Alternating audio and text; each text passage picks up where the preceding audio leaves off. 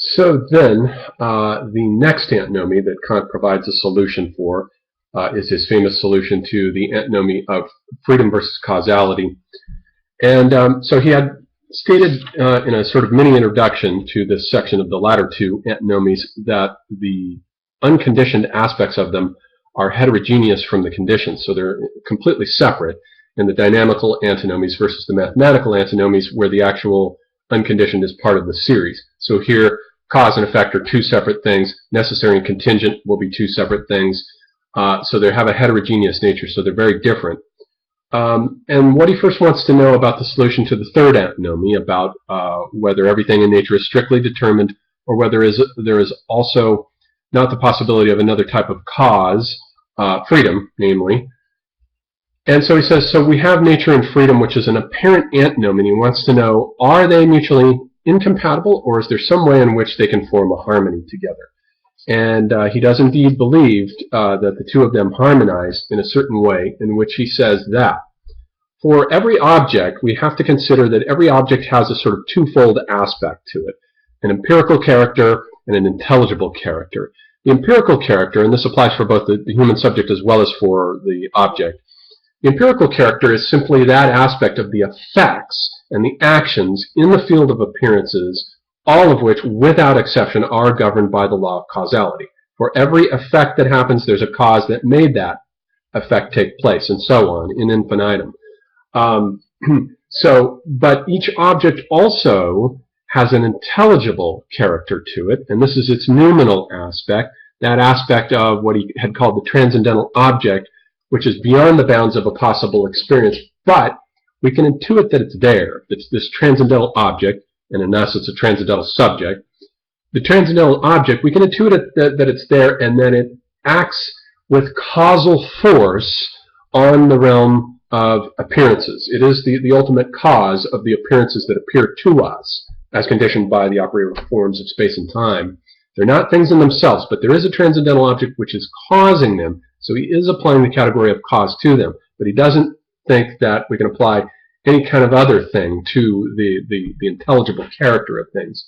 Likewise, with the human transcendental subject, the human being is composed of an empirical character as well as an intelligible character.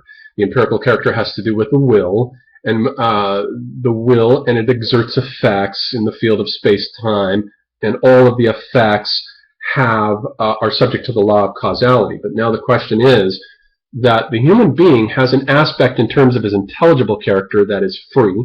We are nominally free, but phenomenally determined, Kant is saying here. And we have this faculty of pure reason, and pure reason is free.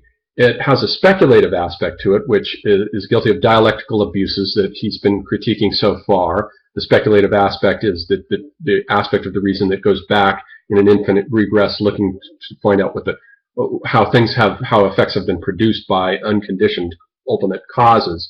But then there's the other aspect of pure reason that has to do with pure freedom and the implementation of ideas of the reason into the empirical order in such a way that fresh causal series can be spontaneously injected into it. And that's what freedom really means for Kant. It's the capacity of spontaneously acting in such a way that the ideas of the reason can be implemented in the natural order as ruptures in the causal linkage that introduce new sequences that then, once they're introduced into time and space, they have a beginning, and therefore they have consequences. Once they're introduced, then they sort of take on their own laws as subject to the laws of causality, cause and effect, and reciprocity, and all this. But human reason is vitally important in this because it introduces new chains of causal series into the phenomenal order that are themselves conditioned once they happen, but they originate from one's own intelligible character, which is part of the transcendental subject, which is a mystery that is outside time.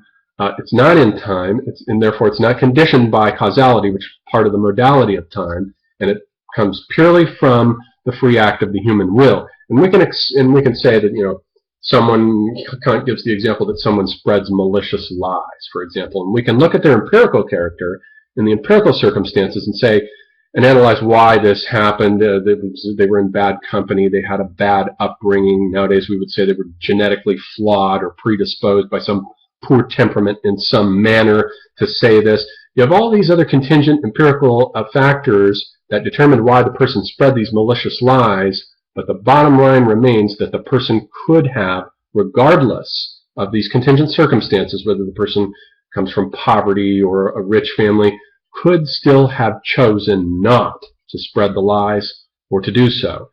There is an aspect of freedom there which is beyond the realm of empirical causal determination that enables human beings to choose either to commit a crime, let's say, or not to commit a crime. We are free, and we are thus accountable for our actions in the Kantian universe. Freedom, I would even say, is the whole reason that he wrote the critique here. This is the most important solution of all the antinomies, and the reason for the existence of the whole book is to argue that the human will is free, is capable of spontaneous action, and through culture introduces all kinds of new causal chains that were never there before and never could have been predicted if you had known what all the causal parameters were going to be, like the billiard ball effect. The human world introduces ruptures into the causal sequences, and that is of the nature and essence of the human being. So we have this, the solution to the third antinomy then turns out to be that freedom and causal necessity are not incompatible. They are in fact compatible insofar as the world has this surface side that appears to us that's determined by the law of causality, and an underside, as it were, that is transcendentally free, the noumenal realm, whereby new causal sequences can be initiated, injected into this. And once they're injected into it, then of course the law of cause and effect applies. So that's his solution to then the third antinomy. Then if we move into the fourth antinomy, we have a similar kind of idea, except that what we're doing is moving out to the macrocosm. This was the microcosm of the human subject. Now we're moving out to the macrocosm, and we're saying that if we look at the world as an enclosed, as a self-enclosed realm of empirical contingent effects that necessarily determine each other, and a kind of self-enclosed series, is it incompatible with that self-enclosed nature of the series of the effects of the phenomenal world to assume that there's also a necessary being that is the ground for the possible existence of all the empirical effects of the world? And Kant says, yes, indeed, it is not the case that the empirical nature of the world in terms of its contingent causes and effects rules out the existence of a possible being, or at least the possibility of a necessary being that is the ground for this phenomenon. This isn't a proof for the existence of God. He simply wants to demonstrate that the antinomy that says that there is a contradiction between a necessary being and the contingent nature of phenomena, which doesn't need a necessary being to account for itself, since it's governed by the law of causality, is not incompatible, but like with the third antinomy, is compatible. The necessary being, or the possibility of a necessary being, is the ultimate ground for the contingent empirical nature of the world. Those two are not incompatible. They're perfectly compatible as far as Kant thinks. The possible grounds of a necessary being, not its actual existence. That he's going to move into the critique of the proofs for the existence of God in the next chapter on the ideal of pure reason. But that's how he resolves these antinomies, so that the latter two antinomies, the thesis and the antithesis in both cases, turn out to be true, both of which are compatible, not mutually exclusive, whereas with the first two antinomies, the mathematical antinomies, we saw that the two are both false, that both the assertions and the counter-assertions are false in those cases. And this is how he resolves these antinomies. And then, so this was the realm of causality, and in the next chapter we'll move into the realm of theology and move from the hypothetical syllogism to the disjunctive syllogism, which has to do with reciprocity and proofs for the existence of God. There are three classic proofs for the existence of God, and he will next move into critiquing those proofs.